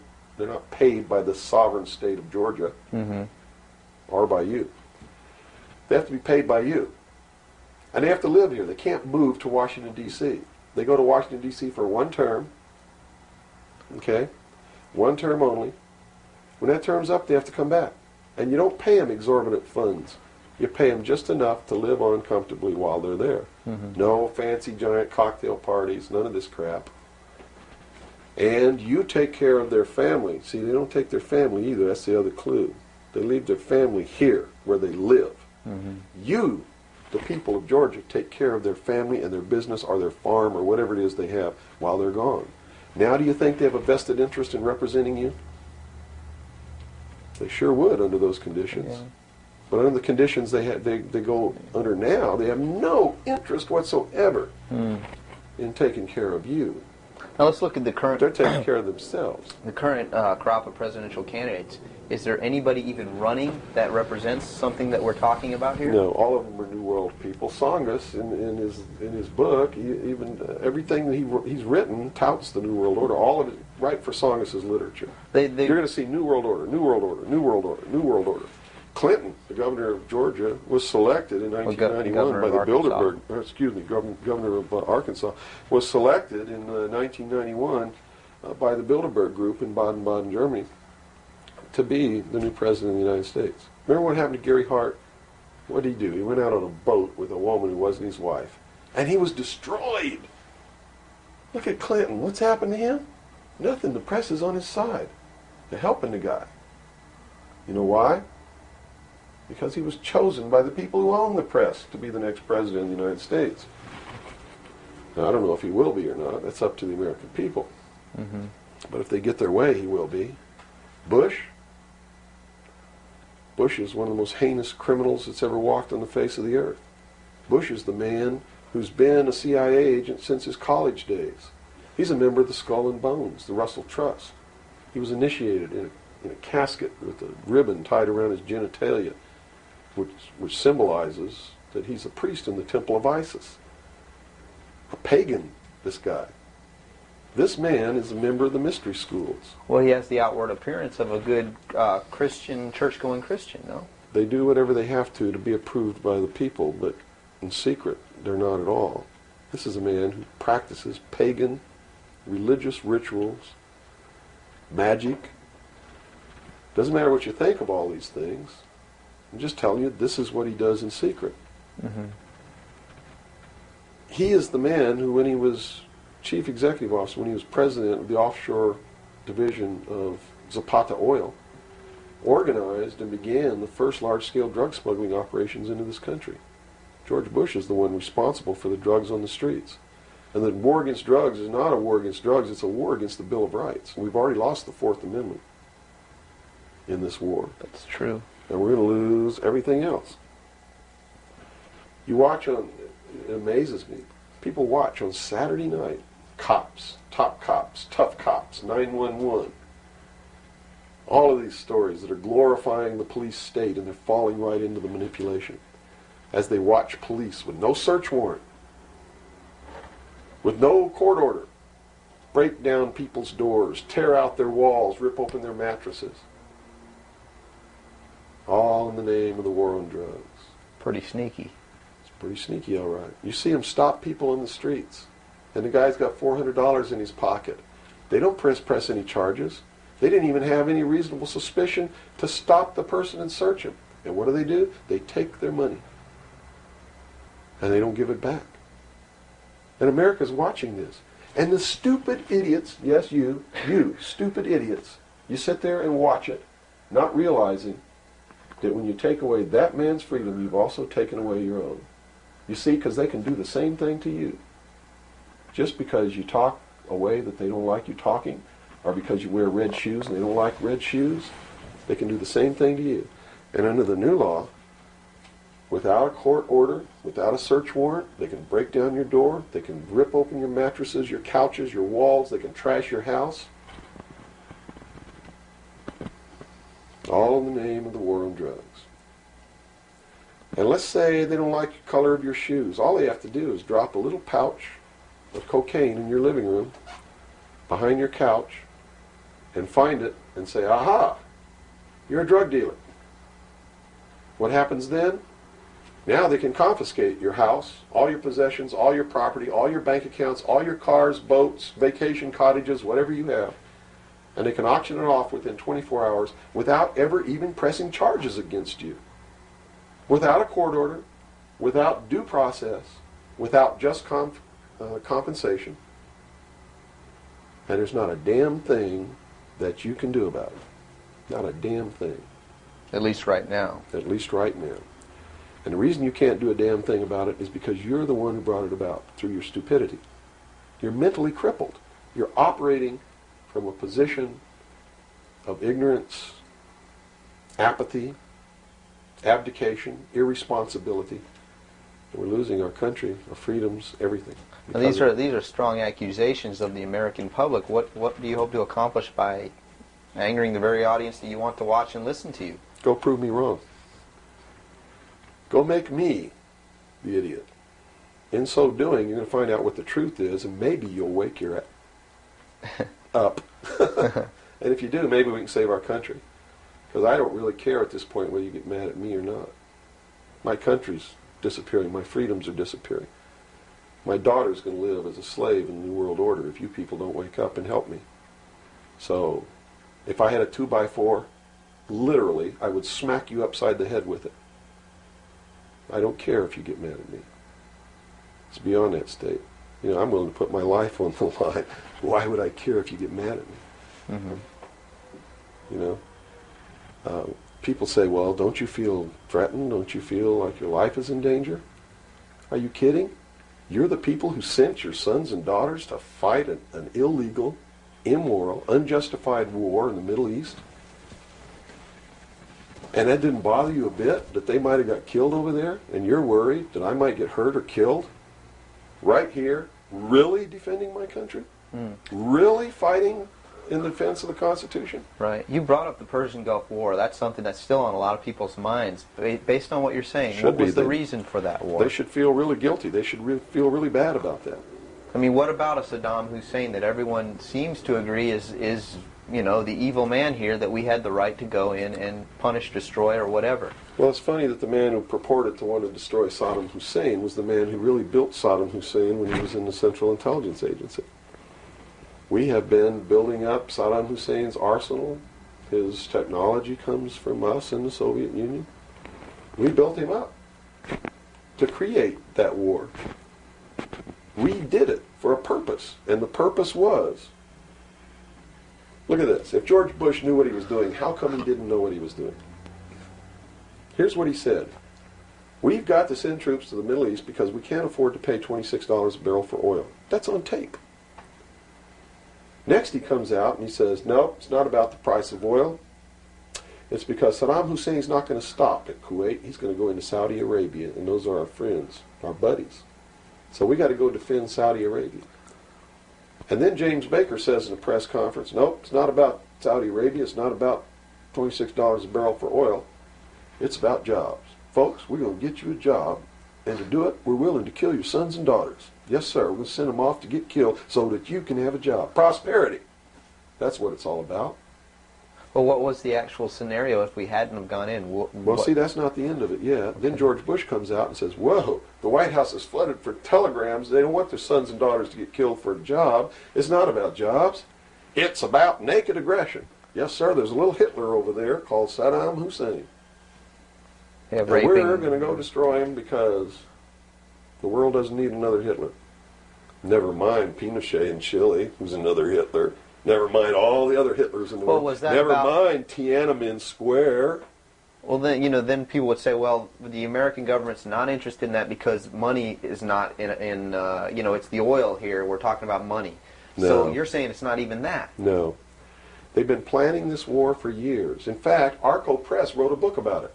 The name of the book is Rapid Deployment Forces. It was published in 1985. It names Kuwait as the country. It talks about Operation Bright Star, where they've been practicing the war every year since the early 80s. Sending troops over there practicing the war. Liberating Kuwait. It's even named in the book. The whole thing was spelled out years ago. what it was all about was to establish the New World Order.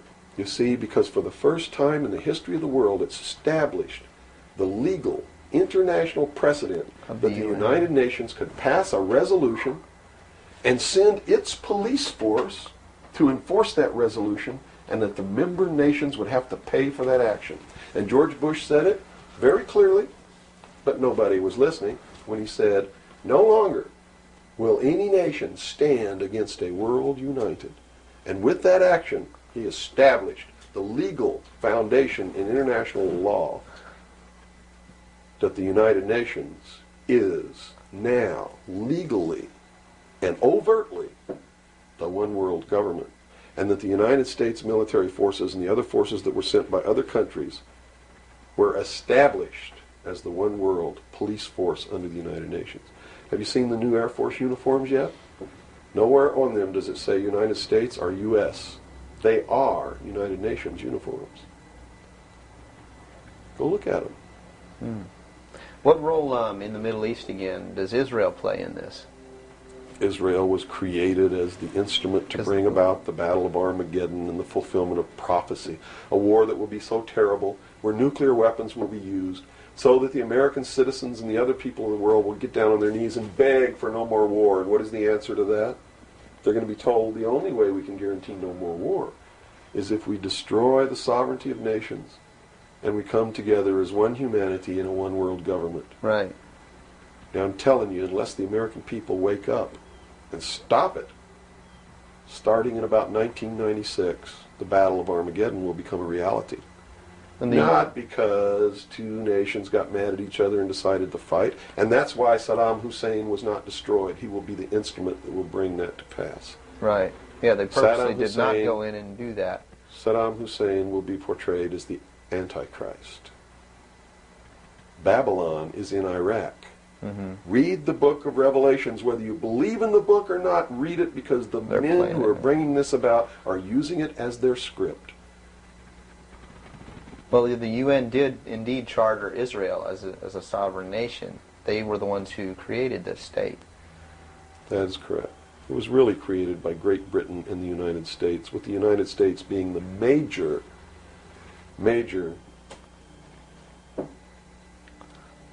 instigant. Okay, and the Jewish people were then being manipulated into believing it was for some other reason. That's correct. They've always been manipulated. And I get people who still come to me all the time and say, Bill, you're all wrong. It's the Jews. The Jews are subverting the world. Man, it's not the Jews. It's not the Catholics. It's not the blacks. It's these men who belong to the ancient mystery schools, who meet in secret and decide the fate of the world. And they belong to all different races and all different nationalities and all different religions to the public point of view. But in secret,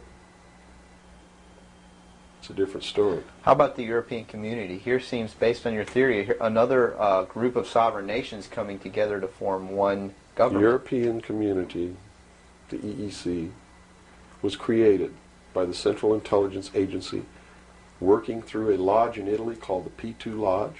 Propaganda 2 is the name of it, which is the intelligence arm of the Vatican, and Prince Bernhard, who is the leader of the secret World Council that controls these secret societies around the world, called the Bilderberg Group. And that's the truth of the matter. And well, during its creation, they just threw out Margaret Thatcher. She was really opposing this. Yes, she was, and that's why she got ousted. Okay. So did the Shah of Iran. So did Marcos. Anyone who opposes it gets ousted. That wasn't an overthrow of Marcos by the people in the Philippines. It was organized, instigated, and carried out by agents of the Central Intelligence Agency and the KGB.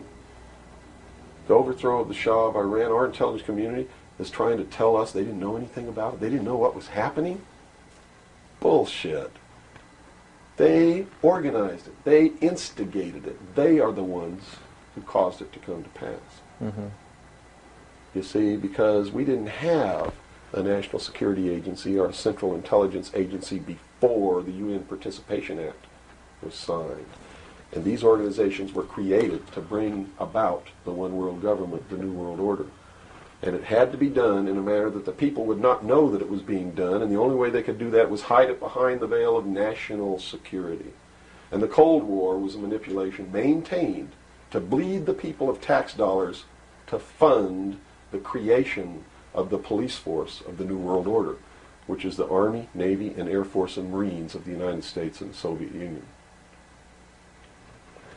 And the people didn't rise up in the Soviet Union and overthrow communism. It came from the top down because it had to be done. There has to be a bringing to the same level of all the peoples of the world to approximately the same political viewpoint, so there's not big disparity in order to be able to justify the merger of all these countries together. Well, who now is ruling the forces of the former Soviet Union? You have Yeltsin in now. As Gorbachev supposedly went down, but we're not sure about that. Well, let me tell you this. From the beginning, there was never any war between the United States and the Soviet Union. It was created by those at the top to fund the New World Order and the New World Order's police force.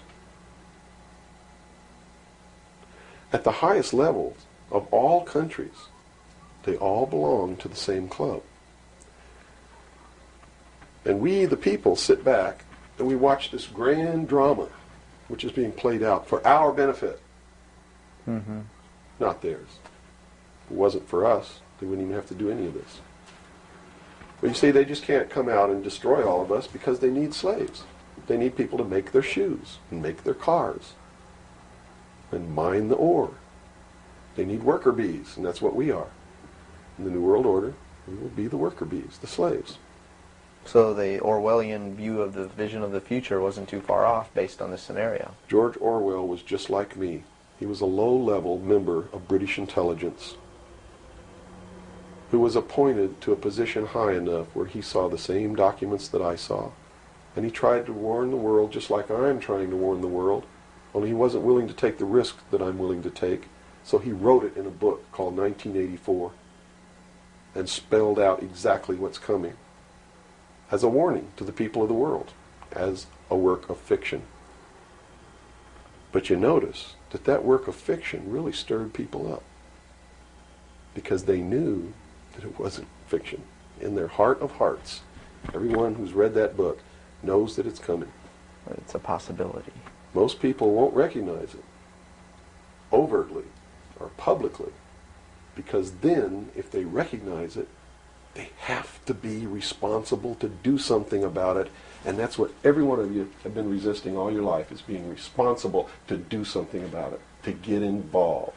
That's why you'll walk away from a girl being raped on the street by a gang of thugs rather than go and try to help her. And I'm not talking to all of you. I know there's some of you out there just like me. But most of you are just exactly what I've just described. Most people are no better than animals who do not have intelligence because they don't use their intelligence.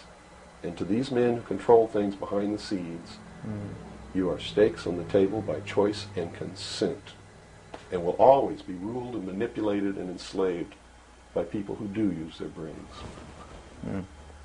As long as we're debunking some myths, because it's putting pieces of this puzzle together, I think, for a lot of people that may be watching.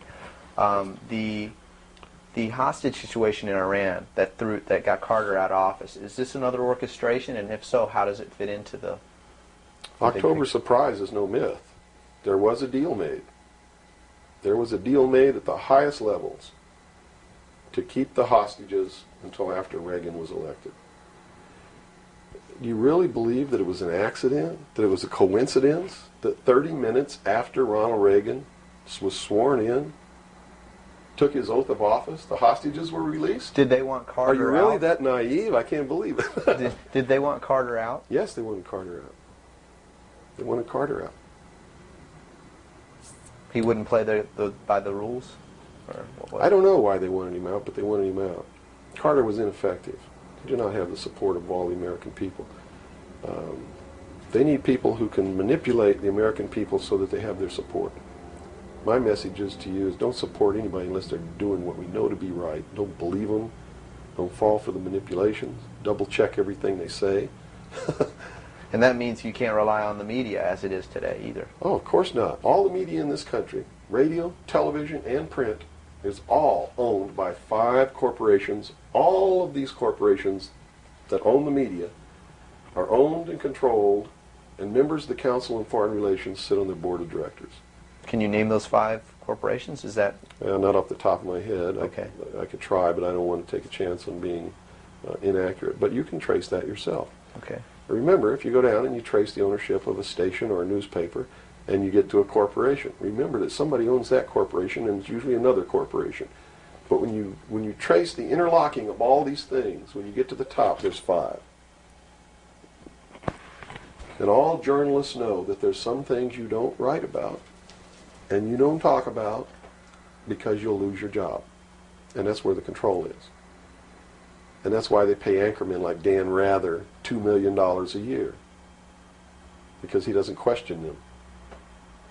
He knows that if he goes against them, he's going to lose $2 million a year. Do you think a man that looks pretty and sits in front of a TV camera for the 6 o'clock news is worth $2 million a year? No way. I don't care how long he works, and I don't care what he does. There is no job worth $2 million a year. That's why they pay athletes these fantastic salaries. I was listening to the radio the other day. They just contracted to pay one player on one team $6 million a year. Can you believe this? And why is that? It's the Roman circus. What does the emperor do when the people become restive, and when the people are asking questions, and when the people don't like the policies of the emperor? He sends them to the circus. He creates a circus. He builds a giant coliseum. And he begins to throw the Christians to the lions. And he has great chariot races and football games and basketball games, all to keep the idiots preoccupied with things that don't mean anything in the scheme of the entire world, so that they don't have the time to learn what the truth is, so they don't ever get smart enough to learn how they're being manipulated, so they don't ever question the emperor. That's why they pay a player on a football team or a baseball team $1 million or $2 million or $3 million a year. It is the Roman circus. I know men who don't know anything in the world except who plays third base for the Mets. And they think that's a great accomplishment. And they meet and pat each other on the back and bond and go have cocktails and talk about what this guy that plays third base for the Mets did in last night's game. It's sad. It's really sad. Is there any room in a kind of society where these manipulations are not taking place for this type of entertainment, or any type of entertainment at all? If people understand that a game is a game, if people understand that nobody, no matter what they do, is worth paying $2 or $3 million a year for, people should be able to get rich if they want to, by the sweat of their individual labor. Okay? By going out and doing something for the world. Not by taking people's minds away from the emperor. It's a game. Football's a game. Football's a game. But let me tell you something. When 150 of the most powerful men and women in the world can meet in secret in Baden-Baden, Germany, and plot the fate of billions, and nobody even cares about it, but 6 football players go to lunch together, and it's in the headlines across the country, you have a reflection of the society in which that exists.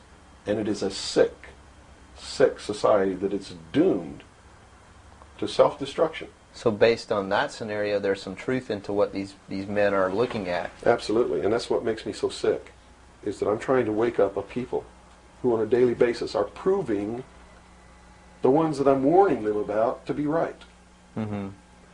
Well, so that even though a minority, there are people out there that you recognize are awake to this, if they don't do something about it, they will lose that ability to be free in that way. That's correct. Whether they might think, well, I don't need to worry about it because I know what I know and I'm fine. That's It doesn't right. work that way. There's a connection here to everything. That is correct. That is absolutely correct. A nation of people who are willing to send their sons and daughters that they profess that they love to a foreign country to die. And they use the excuse to themselves that they're sending them off to defend our country, and they know damn well that's a lie, are doomed. It's funny, there's a parable, you said Ben Franklin earlier was even a part of this. Yes. A parable of Ben Franklin, I don't know if you're familiar with it. He paid too much for the whistle. He came up when he was a young boy. Are you familiar with that parable? No, go ahead. When he was a young boy, he was given an allowance. And, it was a decent amount of allowance. And he was going to the store to get a toy. He was very excited about that. And along the way, he met some boys who had this whistle. And he saw that, and he saw the little boys blowing this whistle, and he thought, wow, the greatest whistle. This is the greatest toy. He really wanted this thing. So without asking, he gave all his money away, to these boys for this whistle. And he went home, and sure enough, he got very bored with it, and he had no more money to buy something that was really, worthwhile to him. Sure. And so from that point on, he had a saying that said, don't pay too much for the whistle. And I think somehow that relates here. He's also the one, when the Constitutional Convention was finished, when they wrote the Constitution and signed it, when it had been signed, he walked out the doors. Someone outside, I forget who it was, I believe it was a reporter for one of the newspapers in the 13 colonies, asked him, he said, "What have you wrought, Ben?" Ben looked at him and he said, "A republic, if you can keep it."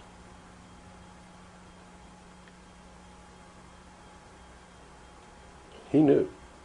He did. And that's a good place to end. Yeah, I think so. That's a great ending. Wow. Good job, guys. All right, Bill? Bill. Yo. Fantastic. Good. Thanks, Bill. Where's your towel? Right there. I'm about ready Yeah, to these lights are roasting me. Man. kill. I've already had my son. I'm ready for a bath. The major media is great at putting out the propaganda because, this meme out there, this idea put out by the mainstream media that we have the people have no choice because, after all, you just can't let them fail. The government has to bail them out because it would be much worse to just let them fail. And this is remarkable because the major mainstream media have gotten the American public to buy into policies that guarantee their impoverishment. And it's just a testament to the triumph of mainstream media to push out any dissenting voice or any debate or any kind of public service that you would think would be inherently obligatory for a public airwave to adhere to. They've been, the public airwaves, which started out as a public utility more or less, have been, of course, co-opted by the corporate agenda, and now serve purely at the behest of the propaganda meisters in Washington and in the banking system, who put out these ridiculous, these ludicrous ideas that, we just can't let them fail. And anybody who now has seen their monthly income drop by 90% due to the drop in short-term interest rates by the banking system, the people who are now starving because their monthly income has been slashed by 80 or 90%, these people have had their monthly income slashed for no reason other than to bail out these bankers. So when you say that, we couldn't let them fail, you have to understand that simultaneously you have to understand that you, the individual who's had your monthly income slashed, is where the money is coming from. You are subsidizing the Merrill Lynch bonuses and the Wall Street bonuses. And not only have you had your money stolen, but then you turn around and defend the crooks. And this has got to be the very nature of this whole idea of the Stockholm Syndrome, where the person who's been kidnapped falls in love with their captor. The American people have been kidnapped by the banking system, and now they're defending the banking system while the banking system steals their money in the form of driving interest rates low to bail out banks who have kept afloat this enormous slush fund scheme, unnumbered accounts that are simply there to launder money, launder losses.